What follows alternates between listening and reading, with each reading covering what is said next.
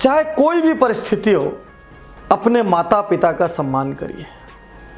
चाहे कोई भी परिस्थिति हो, आपका बिजनेस कम जा रहा हो, आपका बिजनेस ज़्यादा जा रहा हो, आपने उनसे ज़्यादा तरक्की कर ली हो, आपने उनसे कम तरक्की की हो, आपका उनसे विवाद होता हो, आपका उनसे ओपिनियन नहीं मिलती हो, वो आपके में हस्तक्षेप करते हैं, चाहे कोई भी परिस्थिति हो, जिन्होंने आपका जन्म किया है उनका आप सम्मान करिए। मैं ये नहीं कहता उनकी बात मानिए, बात मानने में तर्क शक्ति का इस्तेमाल करिए, बात मानने में स्ट्रेटेजी का इस्तेमाल करिए, बात मानने में राइट और रॉन्ग के लॉजिक के अनुसार चलिए, लेकिन चाहे कुछ भी हो जाए, भले उनकी और आपकी राय अलग क्यों ना हो, अपमान मत कीजिए, उनको छोटा मत बनाइए, उनको इग्नोर मत कीजिए, बल्कि ये कहिए मैं आज जहाँ पहुँचा हूँ, मैं आज जो भी कर रहा हूँ वो आपकी वजह से हूँ।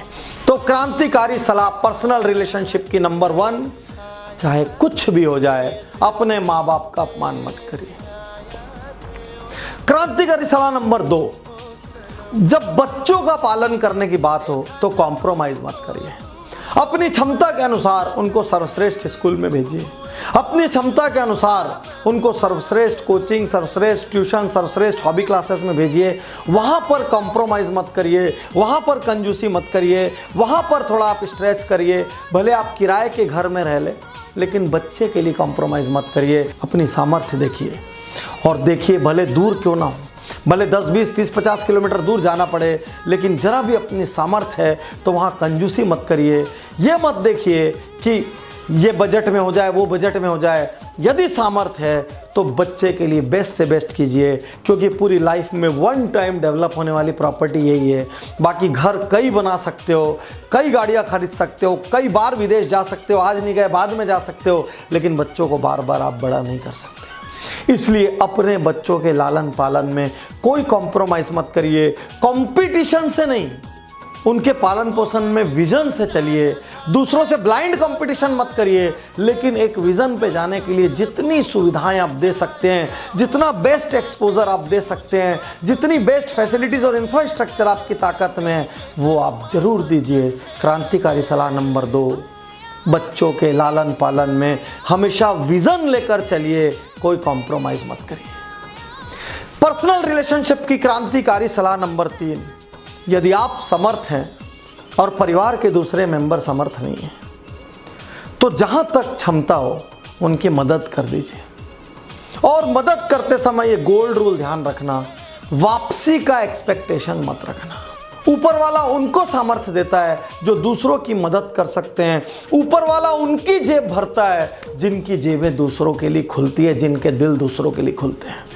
तो मैं आपसे कहना चाहता हूँ, आपके परिवार के, आपके भाई बंधु, आपके चाचा काका बाबा, आपके बचपन के कुछ दोस्त, उनको अपनी सामर्थ्य में थोड़ी थोड़ी मदद करते रहिए। दूर दूर बहुत सारे मंदिर बनाएंगे, मस्जिद बनाएंगे, गिरजाघर बनाएंगे, जो बनाएंगे वो आप बनाते बैठिए, लेकिन याद रखिए अपने नियर एंड डियर लोगों की मदद करते रहिए। इसको मैं एक कदम आगे ले जाकर ये भी कहना चाहता हूँ कि यदि आपके कोई क्लोज स्टाफ हों जो आपके फैमिली मेंबर में कन्वर्ट हो चुके हैं, तो किसी मंदिर, मस्जिद, गुरुद्वारे में दान करने के पहले थोड़ा सा उस स्टाफ की मदद कर दीजिए।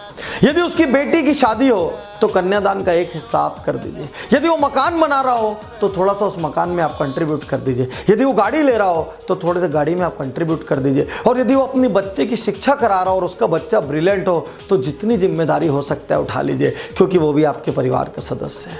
तो मैं कहना चाहता हूँ कि जिसमें दम हो उसी को ही ये प्रकृति और देती है, जिसमें दम होता है उसी को ईश्वर और देता है, और जो दूसरों को देता है उसका अपना घड़ा हमेशा लबालब होता है। तो मैं तीसरी क्रांतिकारी सलाह फिर से दोहराता हूँ, यदि आप समर्थ हैं, यदि आप कैपेबल हैं, यदि आप रिच हैं, यदि आप समृद्ध हैं, यदि आपका नेटवर्क है, यदि आपके पास पावर है और आप यदि दूसरों की मदद कर सकते हैं, तो थोड़ी थोड़ी मदद करने के लिए लगातार हाथ खोल के रखे रहिए।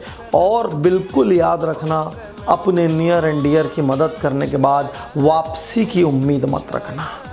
प्रॉब्लम किसी को हेल्प करना नहीं है, प्रॉब्लम तब है जब उस हेल्प के बदले हम एग्जैक्टली उससे रिटर्न की उम्मीद रखते हैं। क्योंकि जब आप रिटर्न की एक्सपेक्टेशन लगाते हैं तो वो रिलेशन नहीं होता, वो बिजनेस होता है, वो लेन देन होता है और अपनों से व्यापार नहीं किया जाता। तो यदि आपको देने की क्षमता ऊपर वाले ने दी है ना, उसका शुक्रिया अदा करना, क्योंकि उसने आपको काबिल बना के भेजा है। साथियों, इस शो को देखने के बाद